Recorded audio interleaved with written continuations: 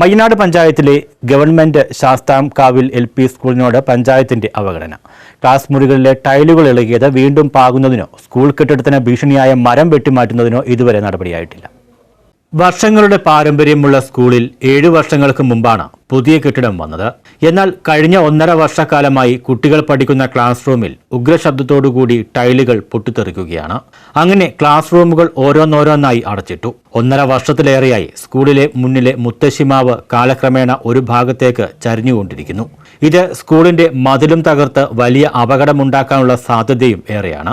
മാവിന്റെ ശിഖരങ്ങൾ മുറിച്ചു മാറ്റാത്തതുകൊണ്ട് അസംബ്ലി മുടങ്ങിയിട്ട് മാസങ്ങളായി. സ്കൂൾ അധ്യയന വർഷം ആരംഭിക്കുന്നതിനു മുമ്പ് പഞ്ചായത്ത് അധികൃതരെത്തി ക്ലാസ് റൂമുകൾ സന്ദർശിച്ച ശേഷം ടൈലുകളെല്ലാം ഉടൻ തന്നെ ഇളക്കി മാറ്റാമെന്നും സ്കൂൾ തുറന്ന ദിവസങ്ങൾക്കുള്ളിൽ ടൈലുകൾ പാകി പുനർനിർമ്മിക്കാമെന്നും പറഞ്ഞിരുന്നു.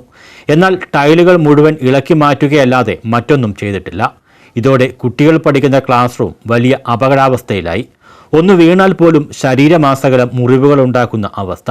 ഉയർന്നു നിൽക്കുന്ന സിമന്റ് പാളികൾ, തറയിൽ കുറച്ചു ഭാഗത്തു മാത്രം തുണി വിരിച്ചുകൊണ്ടാണ് കുട്ടികൾ പഠിക്കുന്നത്. നിരവധി തവണ പഞ്ചായത്തിലും PWDയിലും സ്കൂളിന്റെ അവസ്ഥ കാണിച്ച് പരാതികൾ നൽകി.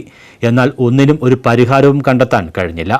ഇപ്പോൾ ശരിയാക്കിത്തരാം എന്നും പറഞ്ഞുകൊണ്ടുള്ള മറുപടി മാത്രമാണ് പഞ്ചായത്തിൽ നിന്നും ലഭിക്കുന്നത്. നിർമ്മാണം ഏറ്റെടുക്കാൻ ആരും തന്നെ വരുന്നില്ല എന്നൊക്കെയാണ് പഞ്ചായത്ത് പറയുന്ന വാദം. സ്കൂളിന്റെ ഈ അവസ്ഥ കണ്ട് കുറേ കുട്ടികൾ സ്കൂൾ മാറിപ്പോയി.